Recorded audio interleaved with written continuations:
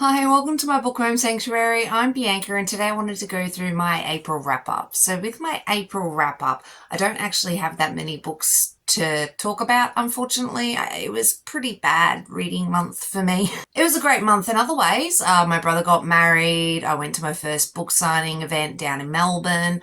I got COVID for the first time. So, things happened, but just not a lot of reading. So with my monthly wrap up, I'll just do what I usually do, give you my stats, and then I'll briefly run through my thoughts on the books. So I read 5 books in April, which brings up my total books read for the year to 49. It was 1,740 pages read for the month, which brings up to my total for the year to 14,942 pages. 5 new reads, no rereads for this month, 1 DNF. So out of those, there was 2 audio books read, 1 physical book, and 2 ebooks. When I say ebook, unless I tell you otherwise, just assume it's Kindle Unlimited because I don't usually buy Kindle books. And the star ratings for those, there was 4 4-stars and 1 5-star rating. And with my flame ratings, there was 2 3 flames and 3 4 flames, but I had no 5 flames this month. Which brings up my total stars for the year to 0 1 stars, 1 2-star, 14 3-stars, 19 4-stars, and 14 5-stars. And it brings up my flame total for the year to 2 for 0 flames, 4 for 1 flame, 3 for 2 flames, 15 for 3 flames, 12 for 4 flames, and 13 for 5 flames. And out of the tropes that I read for the month, I read 1 alien, 1 white shoes, 1 college, 1 retelling, and 1 paranormal. So, with the books that I read for the month, like I said, it was a pretty ordinary reading month. So I ended up reading Worst Guy by Ruby Dixon. I really enjoyed this, actually. I listened to it on the plane on my way down to Melbourne, and it's the second book in the Villains in Love series by Ruby Dixon. And basically it's about Krullen the Ruler is this big bad gladiator dude in the universe, and several clones of him has been made, and so basically you're just sort of following each clone.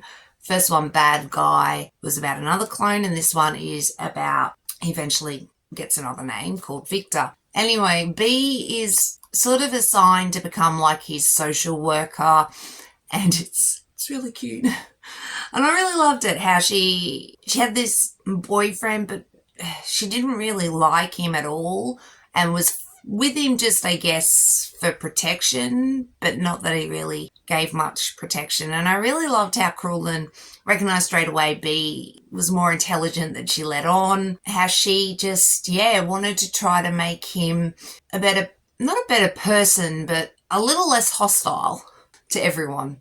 And he was just so smitten with her, and I really, really loved it. It was really cute.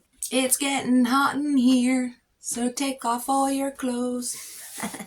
And then with Worst Guy as well, I gave it 5 stars, 4 flames, in case I forgot to tell you. And then with Nanny for the Neighbours by Lily Gold. So with this one, I gave 4 stars, 4 flames. This is a Why Choose book, and I liked this for the most part. There was some bits that I was sort of like, meh, but for the most part, I really, really enjoyed this. So Beth basically is a nanny who's looking for a job.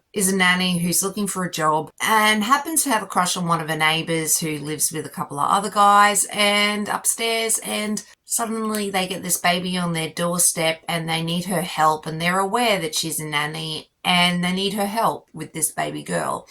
And she does that, and it's baby Camilla is really cute and everything. But I guess for me, it was sort of like just they pretty much immediately started playing house, or, instant family. And, there was a bit of problems there with one of the blokes, Seb. I don't know, something about Seb just felt a little flat for me, I guess. But I really liked the programmer, who I'm pretty sure was Jack. Oh, I got a bad memory. I think there was some heavy topics in this as well, which were a bit intriguing. And then I was like, oh, it's going to head down this particular road and it deviated and went down a side street. So that was intriguing for me. I didn't expect it to do that. And I liked Beth's depression. I thought that was, represented quite well. Yeah, overall I didn't mind this. Quite enjoying Lily Gold so far. And then I read Icebreaker. So this one completely surprised me. I really didn't expect to like this as much as I did. It's a college sports romance, ice hockey. Nathan's an ice hockey player and Anastasia is a ice figure skater. I didn't say that correctly, but you got what I meant. And with this one I gave it 5 stars, 3 flames. I like this in a lot of ways, and a few niggly bits annoyed me. It's got some heavy subjects in there you probably should be aware of, but for the most part, it's pretty good. So something happens to the ice, and basically the ice hockey players and the ice figures skaters basically now need to share ice, and Anastasia is cranky about that, fair enough, and she and Nathan, I guess, start a slow burn thing. I really hated Anastasia's ice skating partner, Aaron. He was a piece of work and a half. Really didn't like him at all, and I really loved Nathan and all his ice hockey players, team members, whatever you want to call them, roommates, all that. Really loved it. Henry was gorgeous. And was it Henry or Harry? I can't remember now. I feel like I'm getting confused with another book. He was really cute. And yeah, I really enjoyed this a lot, actually. A lot more than I thought I would have. I guess it's a chunky bugger. It's over 400 pages long. And I don't necessarily think it should have been that long, but I wasn't it didn't drag on like some books can, so I enjoyed myself, I really did. And then I listened to Intrigue Me by Grace Draven. So with this one I gave 4 stars, 3 flames. So it's a Beauty and the Beast retelling, and I guess some aspects of it was almost scene to scene from Beauty and the Beast in some ways. But Ballard was nice. Ballard was intriguing, and I can't remember his son's name now. I did enjoy this a lot, actually, and I liked how it all progressed with him and Louvain, how protective she was of her sister, and her love for her. She's a widow, and the love that she had for her husband, and her, even despite Ballard's appearances, she still respects him eventually, and yeah, finds him attractive in his own way. And look, I really enjoyed this one. It surprised me how much I liked it, actually. And then I read His Curvy Rejected Mate. I think it's the fourth in the 5-pack series, but it's a Rejected Mate series, really good.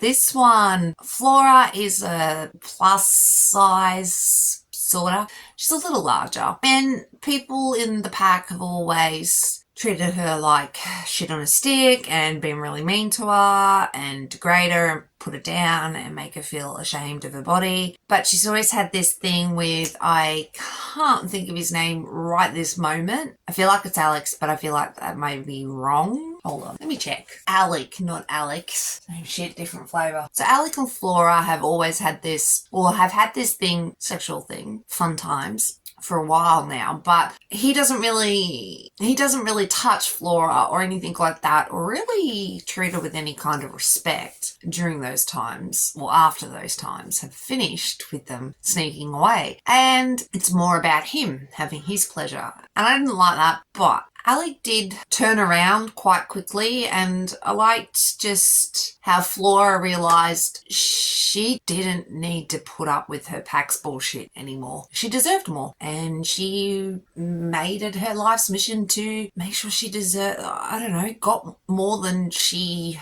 was told that she deserved. So yeah, she took life by the horns and decided to make life better for herself, and she did. And I really liked how they all integrated and everything. Yeah, really enjoyed it. So that was basically my April wrap up. May's going to be better. I can tell you that already. I've definitely read more books in May, but we'll see if it continues on that trend. Anyway, thanks for watching. Really do appreciate it. And I'll catch us in the next one. Thanks, guys. Bye.